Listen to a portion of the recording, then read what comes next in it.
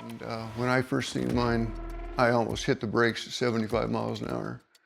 And it was all in a matter of seconds, because I was traveling, heading east on the highway on the right-hand side, and this creature was all the way over, the lane over, into the ditch. I had saw something standing off the right-hand side of the road. I turn on my brights, and it took off running to the right off the side of the road, and it was running full pace like a man. It was very tall. The hair was long and scraggly. You could almost see the muscles in its legs as it ran away.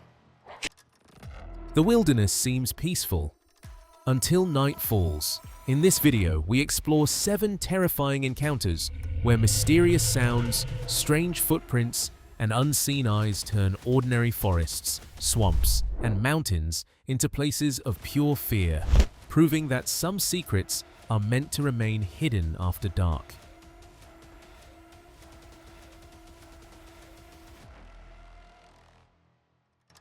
Small Town Monsters has built its reputation on stories that endure, and Will Wagner brings one of them forward.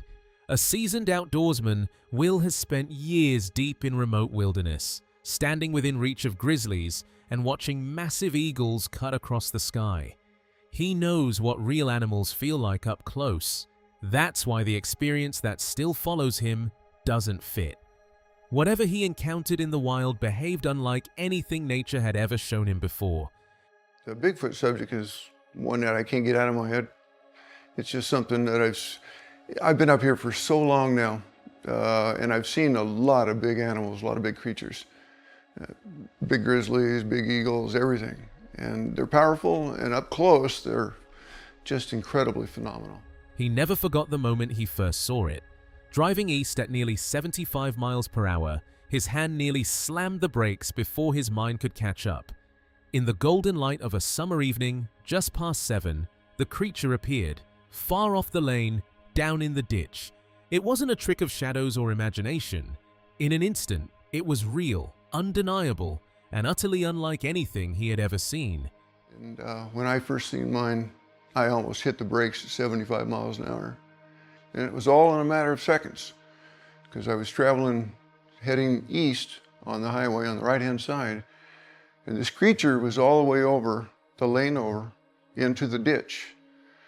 Now, when I first seen it, it was broad, like I said, it was about 7 o'clock in the evening, so we had plenty of light during the summer. It was massive, its chest broad and powerful, limbs long enough to brush the air with each step, and enough space beneath its body to see the ground far below. Passing at 75 miles per hour, there was barely time to register it, yet instinct drove a glance into the rearview mirror. And there it was again, standing in the middle of the highway, impossible and utterly real. Now this thing was built. You could just see the pumped belly on it, the arms, and the length of the arms. I could see through underneath the belly of this creature, where the hair still had plenty of distance between that and the ground. Now this is all I seen as I was driving by at 75 miles an hour. I immediately looked into the rear view mirror and to see if I could get a clearer picture of what I'd just seen. And it was right in the middle of the highway. The creature was bulky and thick, a solid presence that seemed to fill the space around it. Looking closer, it was impossible to mistake, far too large to be a bear. In the rearview mirror, it stayed perfectly framed, every detail clear. There was nearly 2 feet of space between the ground and its massive frame, enough to see the empty highway stretching beyond. It stood there, watching the road with an unsettling stillness, as if the world itself had paused for it. It was just bulky and thick and looking down. I said, well, I never thought for a second it was a bear. It was too big.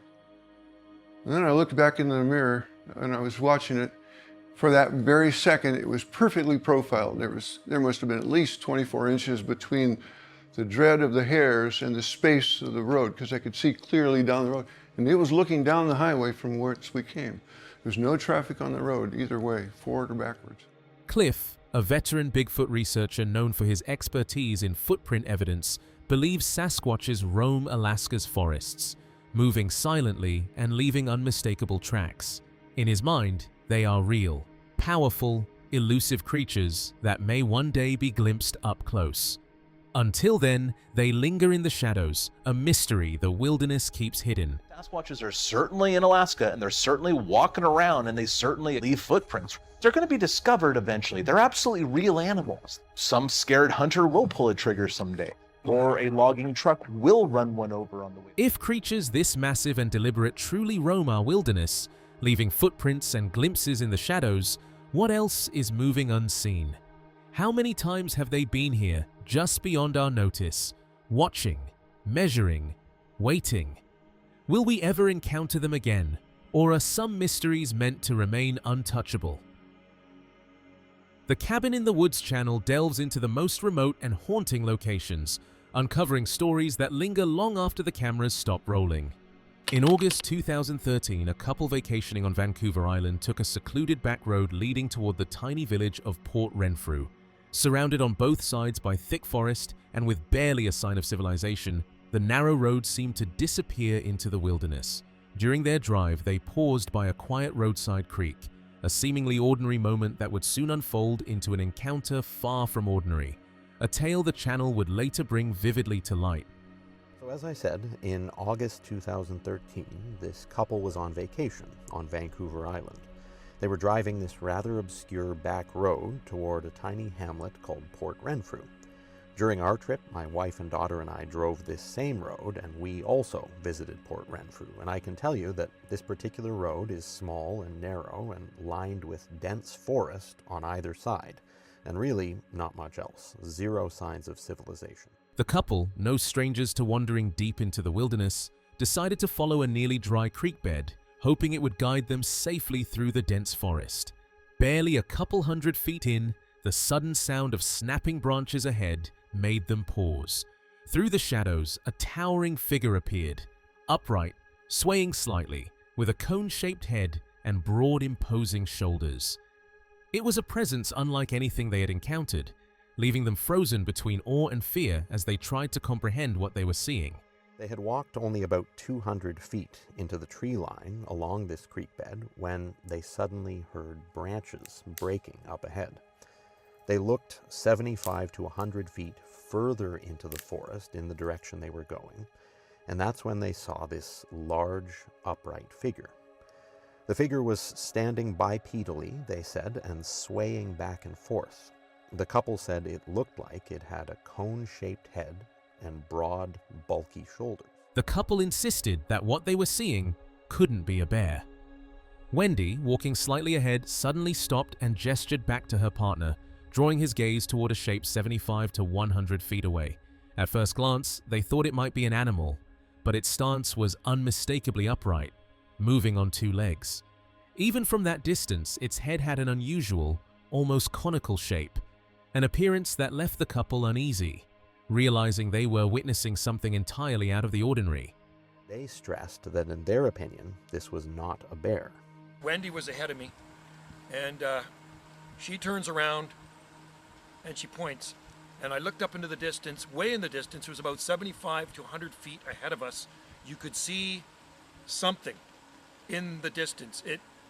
At first we thought it was a bear, but it seemed more bipedal.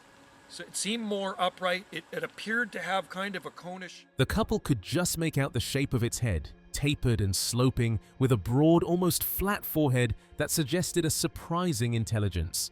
Its back looked thick and powerful, and one massive shoulder jutted into view, the arm disappearing into the shadows of the forest. Every feature hinted at something extraordinary, a creature far beyond anything they had ever expected to encounter. Examine and scrub back and forth through these areas, you can see that sloping, cone-shaped head and the rather flat, somewhat horizontal forehead, very reminiscent of gorilla cranium shapes. We've also got what looks like a thickly muscled back and what really strongly appears to be a shoulder with the upper portion of what would be the creature's right arm hanging down out of view. The creature's face bore a striking resemblance to Patty from the Patterson-Gimlin film. Todd Gatewood's restoration, made solely from the original footage, revealed uncanny similarities in facial features, posture and the way it seemed to glance back. The image carried a chilling sense, as if the forest had quietly replayed a moment from decades ago.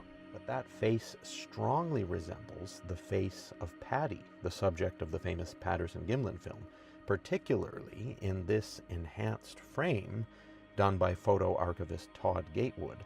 This is an undoctored frame, simply enhanced using the original visual information captured on Roger Patterson's camera. No AI was used in this restoration by Todd Gatewood. And look at the similarities, not just in facial features, but in overall shape, in impression, and in the fact that both Paddy and the subject of this 2013 footage from Port Renfrew appear to be turning their full bodies. There was a faint, musty odor in the air, subtle, but noticeable. At first, it might have been mistaken for a bear, but its size and shape quickly suggested otherwise. Even from a distance, it appeared massive, with broad shoulders that hinted at a strength far beyond any ordinary animal.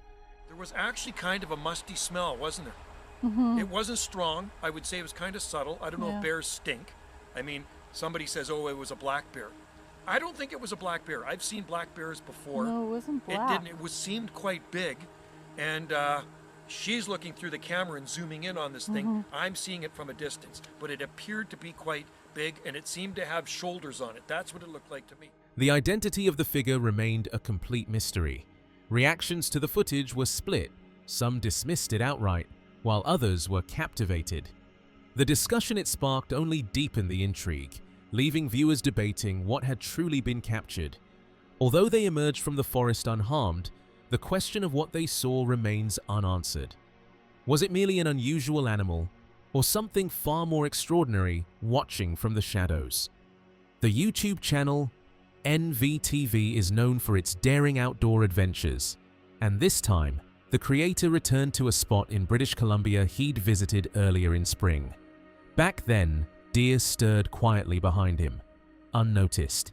Now, blanketed in snow and freezing cold, the valley felt completely different, alive with the promise of surprises only the forest could reveal. He had begun hearing the forest in a new way, beyond deer calls or bear grunts. And there's even one spot, I videotaped it all, there's a spot where a handful of these trees were just, boom, thrown down in one stack. One tree, one of the heavier ones, was broken 1, 2, 3 times. So the top was snapped off, but it was left by a thread of bark and it was hanging. And, oh no, the top was snapped completely off and gone. And then another chunk of about 3 or 4 feet of it was broken off again and hanging by a thread of bark. And then the base of it was mulched, like psh, psh, psh. It wasn't broken clean enough for it to lay down. It was still standing, but you just grab by your fingers and go like this. And that was the one I was almost tempted to cut that off if I had a handsaw, something with me to take it home, because that was absolutely bizarre. And the strength it took to snap these trees off, a human being couldn't have done it. Noticing the rare, fleeting sounds that hinted at shifting weather or unseen movement, each whisper of the wilderness drew him further in, where the ordinary could quickly become extraordinary. A trail camera hung high in the tree, untouched, until the forest suddenly came alive. Remember this spot? I was in this spot late spring, early summer this year. And I was standing stump back there behind me about 25 yards. And I stood there, I think I had the camera a little far back, and those deer got up and were walking around directly behind me. I didn't have a clue they were there. Well, I'm at the exact same spot now. And I'm back home. I am somewhere between Squamish and Barrens in British Columbia. Sharp, thunderous blows struck the wood, far too forceful for a human. The air was still, yet each strike echoed with a presence unseen, powerful, and unmistakably deliberate. Something had torn through the clearing with uncanny strength. Slim trees snapped neatly at chest height, untouched by claws, teeth, or antlers. In a small, roughly 15-meter square patch, the forest lay twisted and scarred, as if an unseen force had made its presence known and vanished. What a mass, eh? It's just really weird. That's hard to snap. Look at this, it's snapped twice.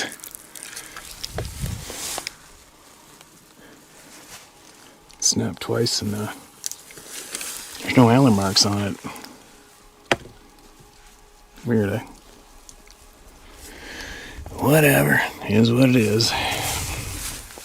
This little group of trees looks like they're all just grabbed together like a bouquet and thrown down, eh? These ones right here. Look at that, 1, 2, 3, 4 of them in a bouquet. The area was a scene of chaos, torn and unsettled in a way that defied explanation. Whatever had passed through left no clear trace, yet the damage spoke volumes. It was strange, unsettling, impossible to ignore, and left a lingering sense that something unusual had been here. The forest looked ravaged, as if something had carved through with raw, unstoppable power. Trees were stripped and shredded, bark flaked and gouged, leaving deep, jagged scars. I don't know, another week and a bit, I'm really going to start picking up, and I'll probably be hunting every single day in the mountains. But in the meantime, I'm going to explain to you guys and show you guys the video I took on that last trip. I think I discussed it in the previous video, not the hunting videos, the moose videos. But I explained to everybody how when you are in the woods hunting, like myself and thousands of other people just like me. The scene radiated force and intent, a chaotic signature that hinted at a presence both massive and unseen. He knew it wasn't any ordinary animal or human. Whatever had moved through this dense patch of trees left a mark that was unmistakable and impossible to explain. But that little branch I balanced in there to keep it on an angle, pointing down, that stick should not have stayed behind that camera when it was spun around, if it was done by antlers. Whatever, it wasn't done by a bear, there's no teeth marks on it, there's no claw marks in the tree, nothing we'll lose sleep about, right?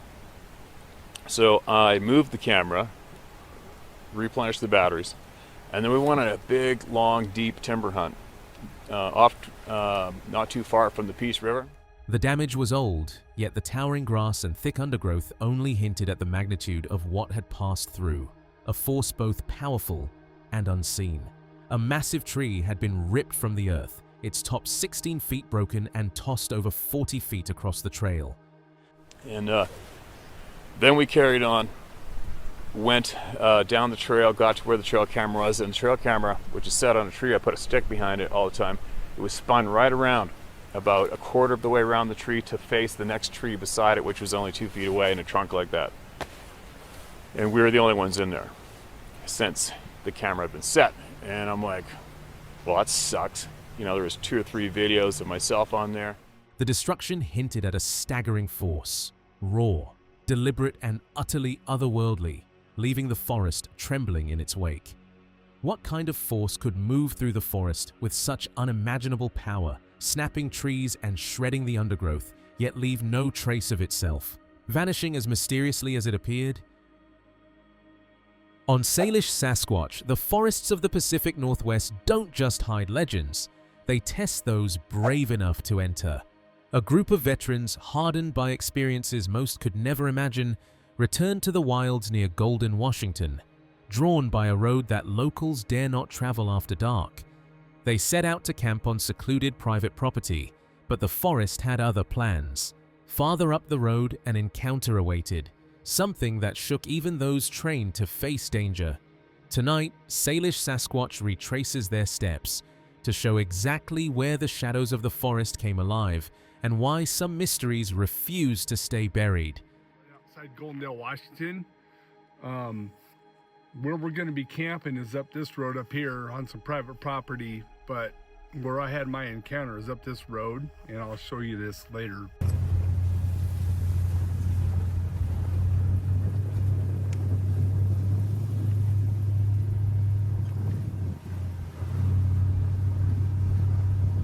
We're on private property. We're going to go up here to the southern edge of the Yakima Indian Reservation. We are half a mile south of where I seen my first 2. And we're gonna go there tomorrow morning and we're gonna film that encounter. That's one of my favorite Bigfoot stories. It was in our Bumping Lake documentary, but we're on location, so the story's gonna be a lot better this time. The team pressed Virgil for answers. Where exactly were they going? He led them up the hill, winding deeper into the shadowed forest, another 2 miles from safety, and into the unknown. This wasn't just any hike, it was the exact spot of Virgil's very first sighting, an encounter that had haunted him ever since. Every step closer, the tension grew. The forest seemed to watch, the silence thick with secrets. Tonight, the team would retrace his path, approaching the spot where the impossible once appeared, to see if the shadows would reveal themselves once again. Where are we going, Virgil? We're going to be going up here on top of the hill about another 2 miles or so. This is my first sighting that I ever had, was right here. I'm going to take you to that spot and show it to you.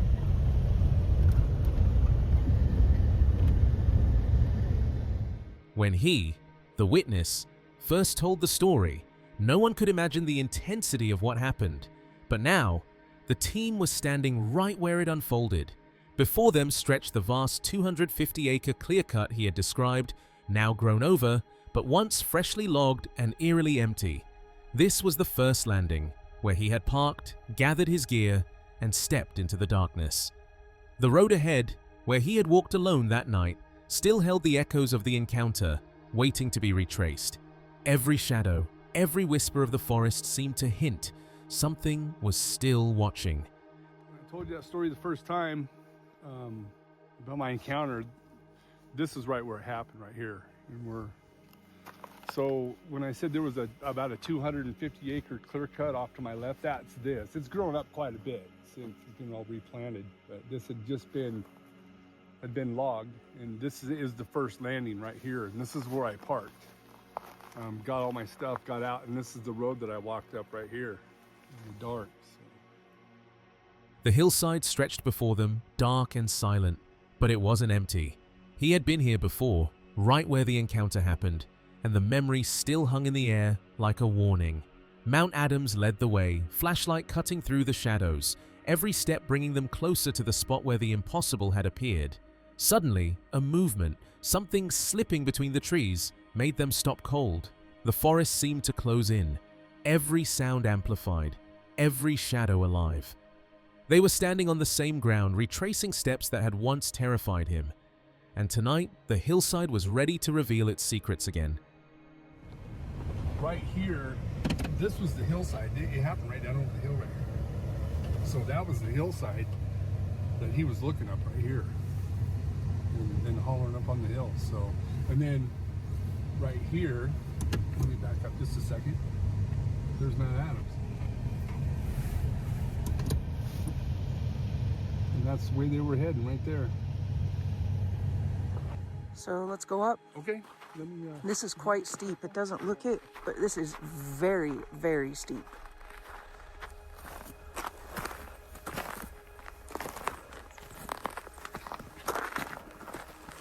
Yeah, this road wasn't even here. This is the skid road, something logging road. So it's all, but it was just right over here. That meadow was right here. He thought it was just other hunters at first. Turkey hunting had brought him up this quiet hill, and when he saw movement in the trees, his first instinct was to head down and tell them to leave. No one else was supposed to be here. But then, he noticed something strange. The movement wasn't random. It glided from left to right through the thick scrub, deliberate and eerily silent. He froze, heart racing, as the figure slowly emerged. Short, scrappy, moving effortlessly under the low branches. Then, it reached the edge of the meadow. Only 2 feet from him, it stood upright. The forest seemed to hold its breath. He realized at that moment, this wasn't a hunter. This wasn't anything he had ever imagined. Something alive, something intelligent, something that didn't belong, was watching him. As I was sitting there, I actually thought it was I was turkey hunting, and I thought it was other hunters up here. So I was going to go down there and tell them to leave because they're not even supposed to be here. So as I was sitting there, I noticed movement coming out from my left to the right through these trees. I could just see movement coming through. So as I'm sitting there watching, this thing came out and it was low scrub. You can see how it's kind of short, you know, it's kind of scrubby. So this thing came out and it ducked under these trees and it stood up on the edge of the meadow, and it was only out about 2 feet. So as I'm looking at it, I thought it was a hunter at first. And then I thought, no, it looks like a guy in a ghillie suit. And I thought, no. And I thought, well, what is this, a bear?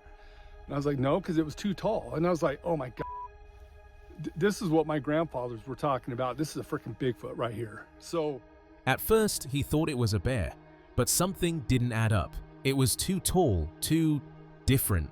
His heart raced as realization hit him like a punch. This was exactly what his grandfathers had warned him about. A Bigfoot, right there, standing in the clearing. Panic surged. His hand instinctively reached for his shotgun, but then he stopped, every muscle tensed, every breath careful, as he froze in place, staring at the impossible. For a moment, time seemed to stretch.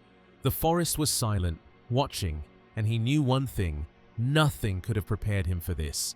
So then I started to panic, and I was reaching for my shotgun, and I thought, no, don't grab your gun. Just sit here, don't move, don't move, don't move. Just stay here. So when it came out, it was looking north. Okay, I was looking west towards Mount Adams, and this hillside is what he was looking up on right here. He was facing that way and looking up on that hillside right here. You can see that hill over there. And then it did a murr with a chirp, like he was trying to mimic an animal of some type. Just a murr chirp. I can't do what it did, but it did it 3 times up on this hillside. And then it ducked. It only stood there for about a minute. It wasn't out very long. And then it ducked down and went back exactly the way that it came out. And I could see it moving back over to where it came from. And it was gone for about, I'd say about 2 minutes. I think this whole thing lasted for about 7 minutes, but I only seen him for about 3 at the most. He waited just long enough to give them space, then grabbed his gear and made his way back up the hill. Crossing the creek, moving through the intersection, every step felt heavier as the forest seemed to watch him, leaving the hillside and whatever had been there behind. But even as the engine faded into the distance, one thing was clear: the forest didn't give up its secrets easily, and that encounter would stay with him forever.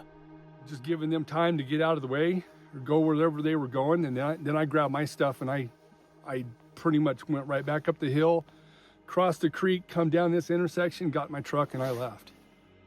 This one comes from DMAX UK, and they head out into the Pine Barrens to look into the whole Jersey Devil legend. Now, whether you believe in that story or not, that forest already feels like the kind of place where you wouldn't want to be alone at night. It's endless trees, no city noise, no lights in the distance, just quiet. It is an amazing view. Oh, yeah? I mean, it is just green pine trees all the way in every direction to the horizon. We got our work cut out for us, Jess. Based on reports, there's a good chance that the so-called Jersey Devil lives somewhere between the Bodine Tavern and this tower. But finding him in this, that's a needle in a haystack. They start up high, looking out over miles of woods, trying to get a feel for the area. At first, it honestly feels like a normal exploration. They're talking through ideas, pointing things out, just taking it all in. Nothing feels tense yet. It's more curiosity than anything. Yeah, I mean, in an area that is completely uniform with pine trees, anything that... Jess, you heard that, yeah? Yeah, I did. What was it? I have no idea. As it's getting sundown, a lot of birds start to call when they go to roost for the night, so... That didn't sound like a bird. There's about 300 species that can be found here, Jess, so... Do any of those 300 species of bird growl? I actually have no clue. But once the sun starts dropping, you can feel a shift. Just that natural moment where daylight leaves and everything looks the same, but feels different. The woods get still, conversations slow down. You start noticing little sounds you would have ignored earlier. You see anything down that way? Not seeing anything.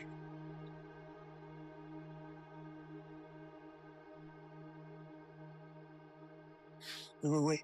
Look at that. Wow. Oh, check this out. Are you kidding me? Look at the size of this thing. It's some sort of building. Yeah. I mean, it just keeps going. Look, there's another wall.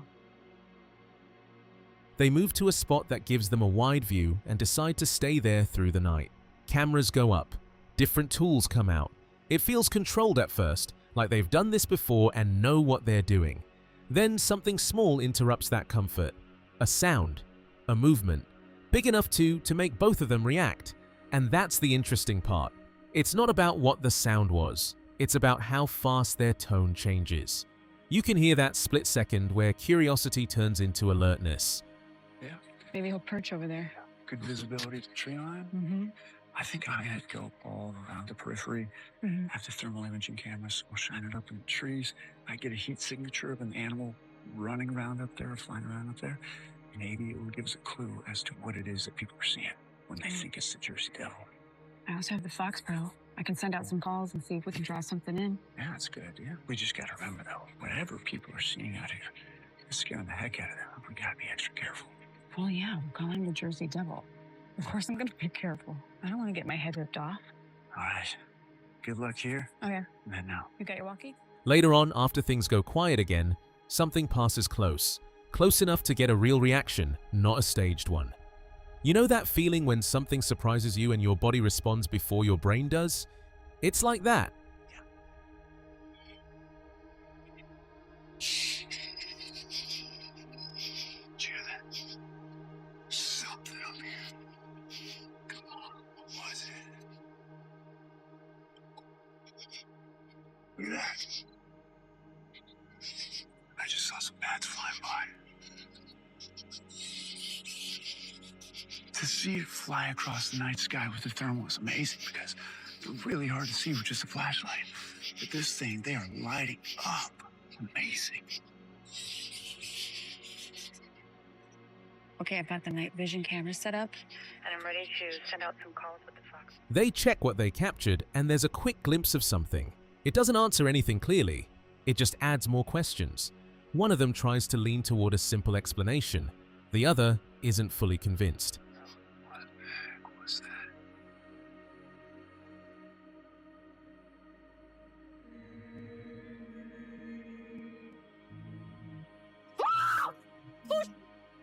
That was Jess, come on.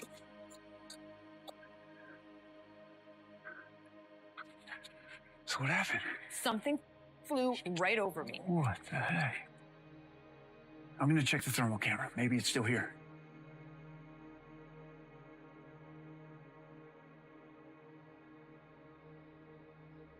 You seeing anything? Nothing. And that's what makes this one stick. It's not about seeing a creature standing there in full view. It's about those quick moments that don't line up perfectly, the kind you replay in your head later. Let me ask you something. And whatever it was, I'm certain it was no bat. Because while I couldn't see it, I could definitely tell it was something extremely large. I'm just so pissed that it didn't just land on the top of that ledge so that we could get a picture of it. I don't think it's gonna be that easy, Jess. At the end of a long night, I'm certain of two things. One, something scared the crap out of Jess, and two, there are bats all over these woods. I recorded some of them on my thermal camera. I have to believe that is what Jess encountered out here. If you were out there in total darkness and something moved that close above you, would you brush it off easily? Or would that moment stay with you long after you left? Sometimes it's not about proving the legend. Sometimes it's just about realizing how different a place feels once the lights are gone. On Travel Channel, viewers witness the stories of those who have encountered the unexplained. Amber Brooks, an avid hiker and outdoor enthusiast, never imagined she'd come face to face with something unworldly. One night, while driving along a remote road, she saw a figure standing at the roadside. When her headlights hit it, the creature ran with incredible speed, tall, muscular, and covered in long, scraggly hair. The terrifying encounter left Amber shaken, forever changing her belief in the unknown. I had saw something standing off the right-hand side of the road. I turn on my brights, and it took off running to the right off the side of the road, and it was running full pace like a man. It was very tall. The hair was long and scraggly. You could almost see the muscles in its legs as it ran away. I was terrified, shaking, crying. When I got home, I was in full-blown panic.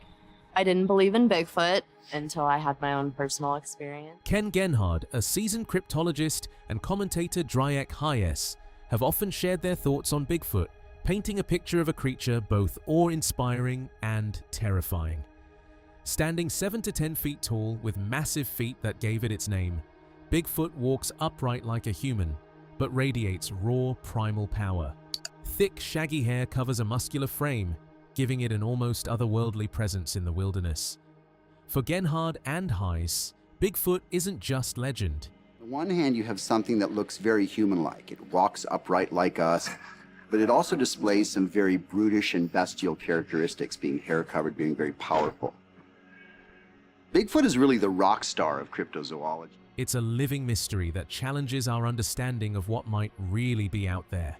Bigfoot isn't just a story whispered in the woods, it's a force that has crept into every corner of our culture. Bigfoot has really captured our imagination as a society, but there's also this pop culture level where Bigfoot has simply taken over the airwaves. Whether it's movies, TV shows, commercials, you name it, people will sell it if it's Bigfoot. As an iconic figure in pop culture, Bigfoot has also become big business. There are a number of toys, products, there's a pizza named after him, there's beef jerky. We're literally inundated with Bigfoot in our everyday life. From blockbuster movies to late-night TV and viral ads, its presence looms everywhere. Yet behind the headlines and screens, the real question lingers: how much of this legend is truly out there, watching? While there are reports of Bigfoot all across the United States, there's absolutely no doubt that the vast majority of the reports come from the Pacific Northwest. If you look at the terrain, it's filled with mountains, vast forests that just go on for thousands of square miles. Now, if Bigfoot exists, which I believe it does, then the best places for these creatures to exist in a fashion that would not see them by us would be in the deep forests and in the mountains. Some experts believe Bigfoot may be smarter than anyone imagined. It doesn't just hide in the shadows, it erases its presence entirely. Tracks vanish, traces are buried, even its could be concealed. To encounter it is to face a creature that seems determined to remain a ghost in the wilderness, forever out of reach. On remote logging roads under construction, giant human-like footprints began appearing, catching workers completely off guard. One man, Jerry Crew, took action, carefully pouring plaster into one of the prints, preserving an eerie record of a creature that seemed almost too incredible to exist. Giant human-like footprints were being found on logging roads that were being built by the construction workers. One gentleman named Jerry Crew actually had the wherewithal to pour plaster into one of these footprints and make a cast. The cast would go on to fuel legends and questions that still haunt the forests today. In 1958, giant human-like footprints appeared on logging roads, capturing the attention of tractor driver Jerry Crew. Tracks like this one were found in 1958. Jerry Crew, he was a tractor driver, brought them down to the newspaper, the Humboldt Times. And when he took that to the Humboldt Times newspaper offices, a newspaper editor named Andrew Gonzoli published a photo of him holding this giant human-like footprint and also coined the name Bigfoot. So in essence, that's where the name Bigfoot came from. Recognizing their unusual size, Crew carefully made a plaster cast and brought it to the Humboldt Times.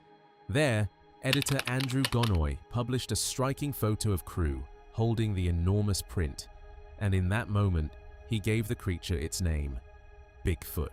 That single image sent shockwaves through the public imagination, turning a mysterious footprint into a legend that still fascinates the world today. I think they have heightened senses, that they're actually able to sense, to hear, to see on a level above us. And so therefore, they are essentially able to move out of an area quickly when we enter it. They've adapted behavior patterns specifically to avoid us, humans. Some cryptozoologists claim that Bigfoot, in order to evade capture or detection, will bury its scat, hide its tracks, or even bury its dead. These attributes if they're true, could make it nearly impossible to detect a creature. Long before the name Bigfoot became legendary, the creature was called Sasquatch, then Sasquatch. Ronnie shares his insight, suggesting that such tales don't exist by accident. Somewhere in the depths of the forest, it moves unseen, powerful, untamed, and always just beyond the edge of human perception. Each shadow, each rumor, each fleeting trace keeps the legend alive. One of the things that's most convincing being out here in Willow Creek is the people who come by and report Bigfoot. When you speak with someone who's actually had an experience, I mean, they believe they've seen this thing. They're not all liars. They're not all crazy people. Daring those who hear it to question what might truly be lurking in the wilderness. So, with eyewitnesses, cryptologists, and footprints that vanish as if by magic, the question remains. And Bigfoot is the name that we all kind of know, we all recognize, but they are one and the same. As a folklorist, I go back to the idea that legends do not exist for no reason. Bigfoot speaks to a lot of truths, and it is worthwhile to consider what those truths are. How much of Bigfoot's legend is simply stories, and how much is something still out there, watching us from the shadows? Welcome back to Scary Encounters. You already know the vibe here. We take the wildest moments caught on camera and break them down in a way that actually feels like you're there with them. And yeah, this first story is a great example of how something small can slowly turn into something people can't stop talking about. Realize TV is all about strange cryptid sightings from around the world. The footage comes from a trail camera set up deep in the woods for simple wildlife monitoring, so nothing about it is staged. When the clip begins, it honestly feels like any normal nature recording. A few elk are calmly moving through the area, completely relaxed in their surroundings.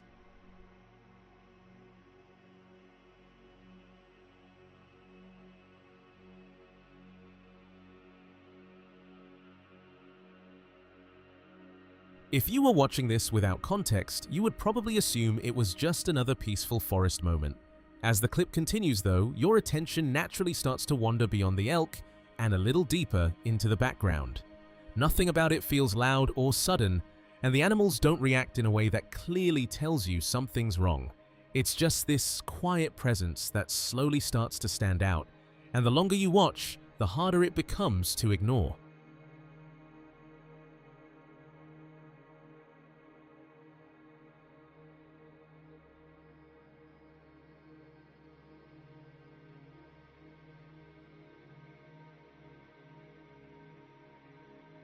I won't spell it out too early because this is one of those clips where it's better if you notice it for yourself. Just keep your eyes moving across the entire frame instead of staying locked on the elk in front.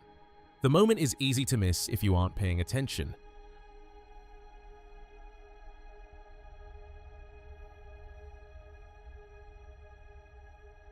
What makes this footage so interesting isn't chaos or action.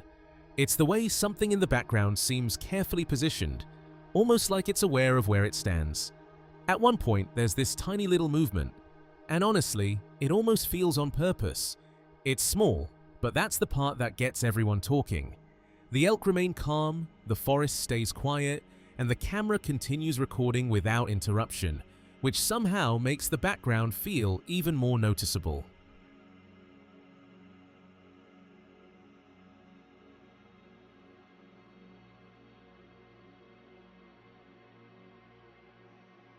People have shared all kinds of thoughts about what they think they're seeing, and that's honestly what makes trail camera footage so interesting. It catches real, unscripted moments and just leaves the rest up to us to figure out. So as you watch this one, take your time with it. Let the clip unfold naturally, and then tell me what stands out to you. This next one comes from the YouTube channel NVTV, and what makes it interesting isn't big reactions or anything extreme. It's just the way everything slowly starts to feel a little different. It starts at night near a parked vehicle, and at first it feels like just a normal recording. Then something shifts and breaks that calm feeling. The person filming suddenly sounds confused, like something happened that he didn't see coming. You can hear it in his voice while he tries to make sense of what's around him. He slowly moves the camera through the dark, focusing on one spot ahead, trying to figure out what he's actually looking at. Camera shut off. It just shut off. And there's the ball again. Look, there's only one, dude. There's only one left. No, there's two. I'm sorry. There's two. Okay. That's my way out. That's my way out. Okay.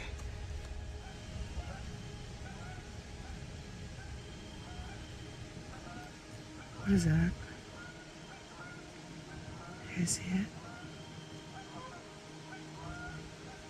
It's redder than red, and it's... I won't describe what appears on screen because this is one of those clips where the reveal works better if you notice it yourself. Just pay attention to how his tone changes. He keeps asking questions out loud, almost like he needs someone else to confirm what he's seeing. There's a moment where he steps back toward his vehicle, and you can hear that he's no longer comfortable standing there.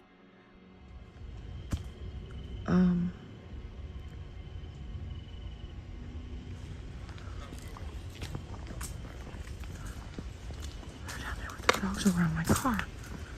And there's one, like scratches, but maybe, I don't know. It's dirty, I gotta get it washed, but I don't know where to even start looking, dude. Oh my God. Alright, guys. I'm gonna pack up and...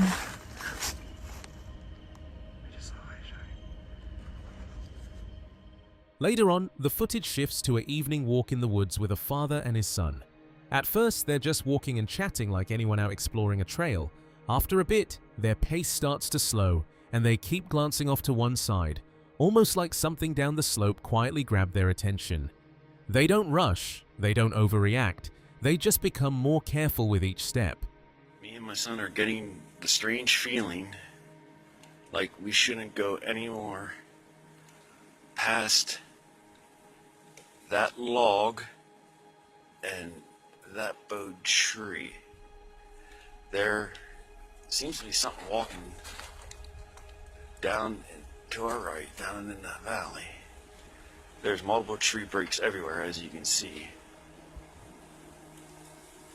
And I am gonna heed everybody's advice. Get out of here. There's eye shine down there. When a reflection appears deeper in the brush, they try to hold their light steady and focus on that exact spot. The father points things out quietly, guiding his son's attention, and you can hear that he wants to be sure before saying anything certain.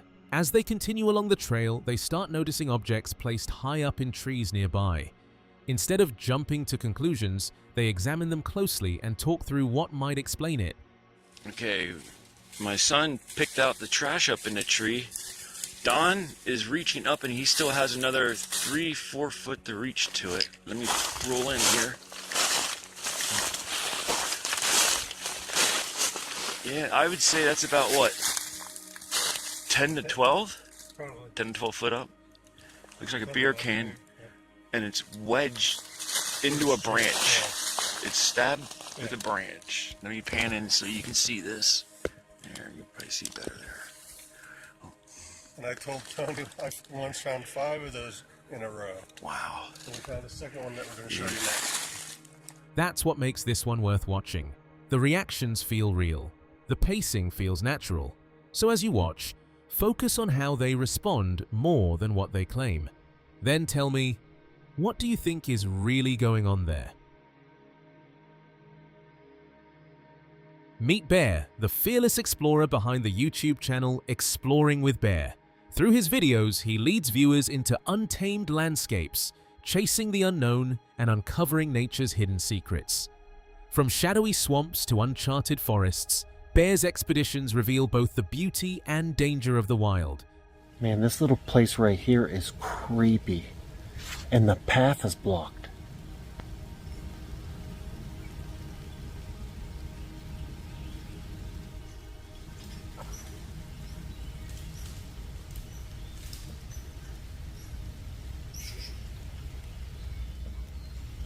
Do you hear that over there?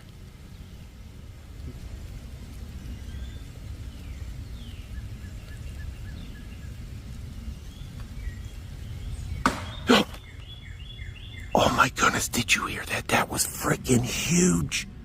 Places where strange sounds echo, mysterious structures appear, and evidence of something larger than life lurks just beyond sight.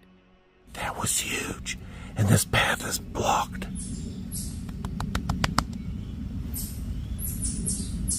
And it begins.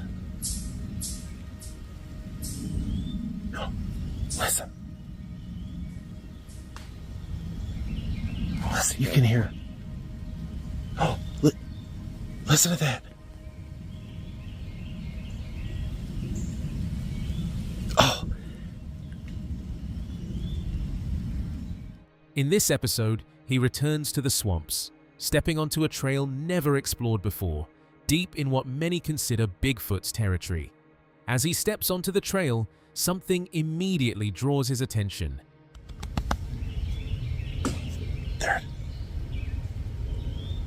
There was again. That was something massive. I even heard footsteps. It was like big footsteps.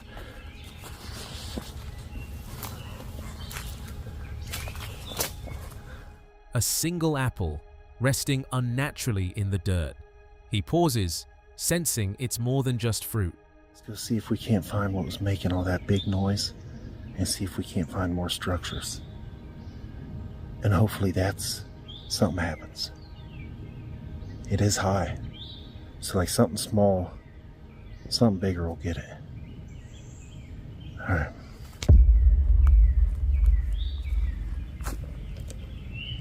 Oh, there's another trail right there.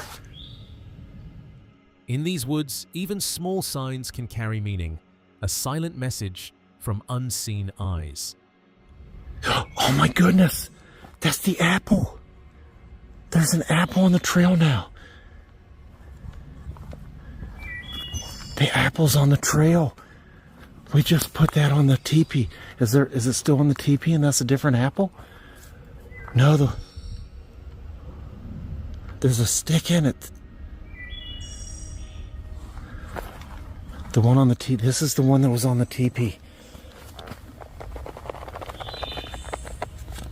Oh man, my back, man. Look at that. He decides to carry it along, ready to place it near any strange structures or signs of life, a gesture of respect to whatever watches from the swamp's shadows. Bear moves cautiously through the swamp, senses sharp, every step deliberate. This is unmistakably Bigfoot's domain, ancient, shadowed, alive with secrets. His eyes scan the trees, ears strain for movement, distant vocalizations, or the faintest hint of presence. I thought I just heard help. This is freaking terrifying. Look, there's the swamp right behind me. But all that sound was coming from down there.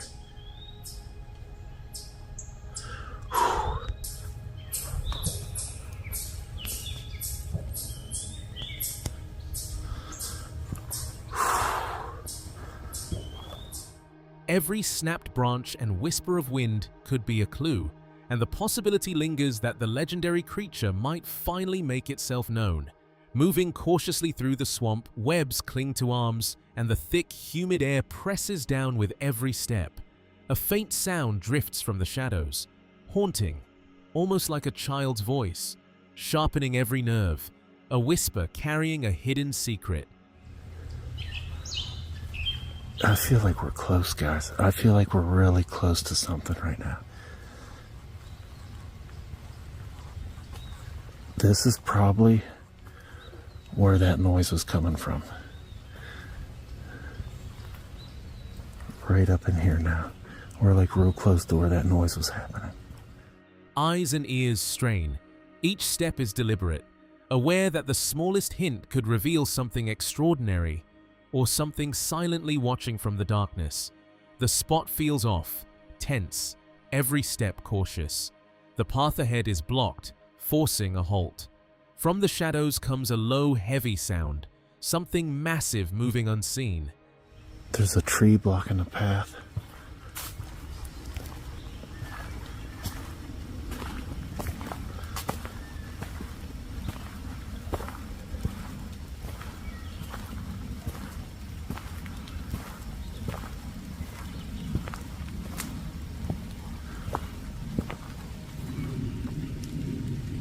Man, this spot is creepy.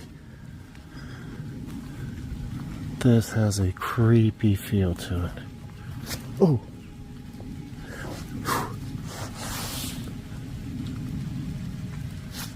A branch snaps nearby, followed by a fleeting rustle, and the forest seems almost alive. Each movement forward carries the weight of unseen eyes, and whatever waits beyond the trail is only beginning to reveal itself. The trail was strewn with debris, as if something massive had passed through. Heavy footsteps thudded through the forest, each one reverberating in the air. A low, unplaceable voice drifted from the shadows. Every rustle and movement hinted at a presence just beyond sight, the line between fear and fascination blurring. The apple sits on the trail, placed deliberately on the teepee. Moments later, it's altered. A stick driven through it, another one dark and rotten beside it. It's not on the teepee. That's the one that was on the teepee. There's an apple in it. I mean, there's a stick in it.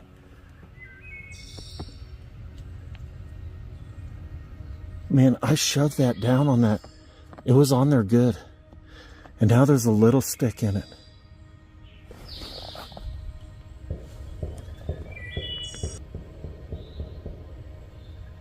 I don't know what that means. It looks rotten there. Each small change feels intentional, a quiet message from something unseen. Every step, every glance carries weight.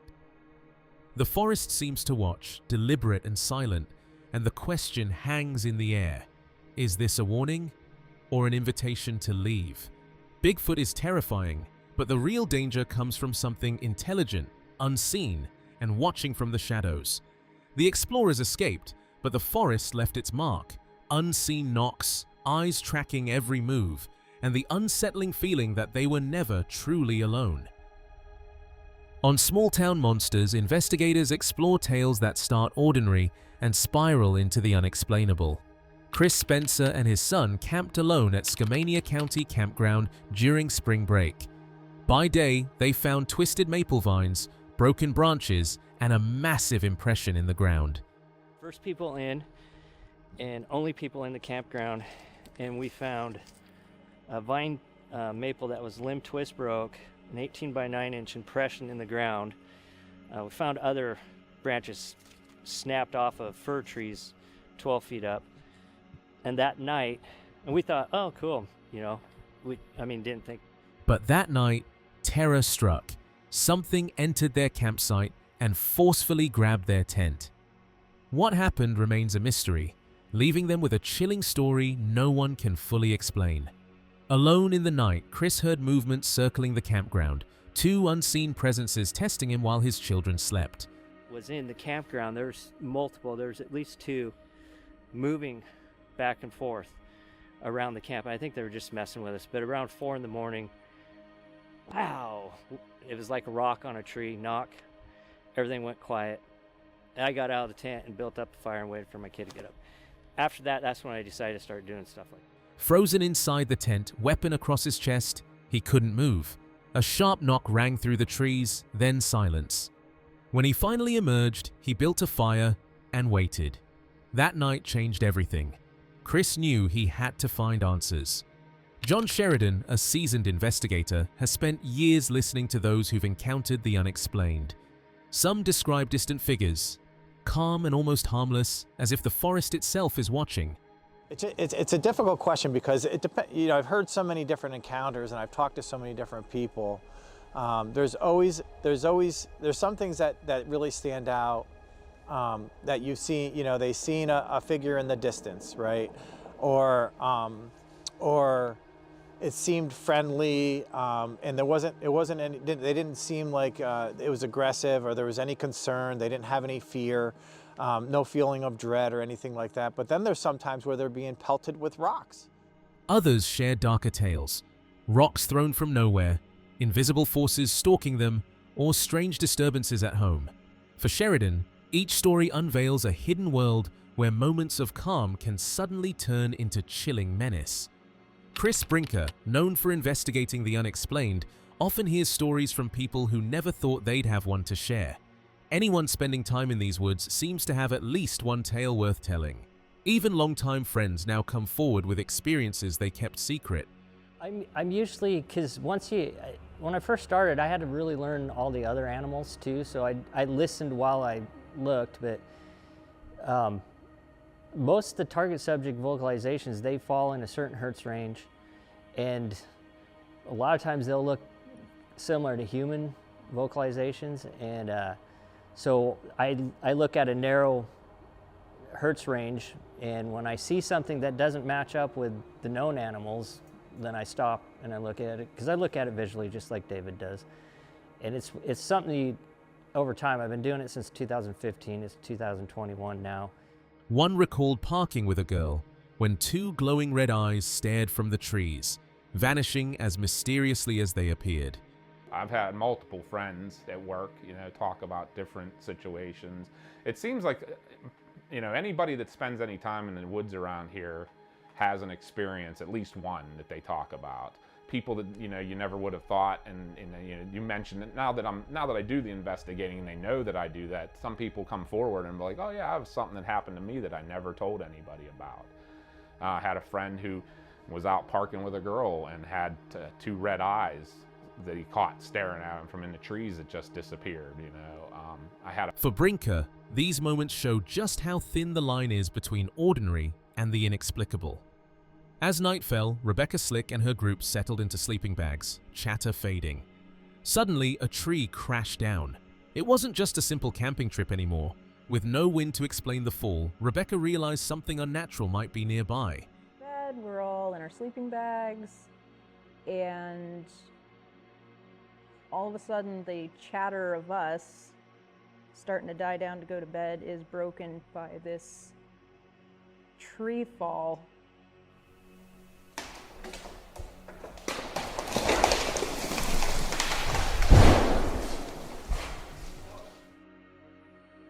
That changed the game, because it went from just, okay, we're gonna just be out here camping, to, oh my goodness, there's no wind. It's possible that this could be natural. In an instant, a peaceful night in the woods became unsettling, a possible creature lurking just beyond sight. Jody Fiorganes recounted the terrifying experience his mother endured, a presence more than a shape, massive and dark, filling the space around her vehicle. It struck suddenly, a violent impact on the front of the car, a jolt along the side, and a force that touched her hair, snapping her head back. Others that we think of as being very passive, but as to what's creating those situations, what's causing those reports to manifest in the way they do, I don't know that there's any conclusive answer to that, at least at this point. We do tend to see, at least in most places, that sightings spike during the times of the year that people are outdoors, which makes sense. But as far as what time of the year, what location, what climate, if that makes them more aggressive, less aggressive, you do hear quite a few stories coming out of Florida, the skunk ape, sometimes Louisiana, the Honey Island area. The smell alone suggested it was no ordinary animal. Even without a clear view, its closeness made it undeniable. She had come face to face with something extraordinary. His mother wasn't afraid. She believed the contact wasn't an attack, just curiosity. That single mysterious touch sparked a question haunting Jody. Just given the behaviors and the things we're talking about, they seem to be pretty consistent and they're reported. Ape Canyon, if we are to believe the story of the miners, that was done as a sort of aggressive response to being shot at, or there was a curiosity factor with if the cabin was actually there. When the cabin was built, there seemed to be encounters with these creatures and the miners started shooting at them. And if we're to believe that story, maybe that tells us that they were curious, what are people doing in this really hard to reach place? And then it turned into aggressive behavior. So that was, I think, situational again. What was out there? Watching, testing, trying to understand them. For him, proving her right became more than theory. It became a challenge to confront the unknown. How long can they stay hidden? And are we truly alone out there? In the end, these 7 encounters leave a haunting reminder. The wilderness can turn from calm to deadly in an instant. When darkness falls, you're never truly alone. And sometimes, whatever moves unseen in the shadows is not just watching, it's making its presence known.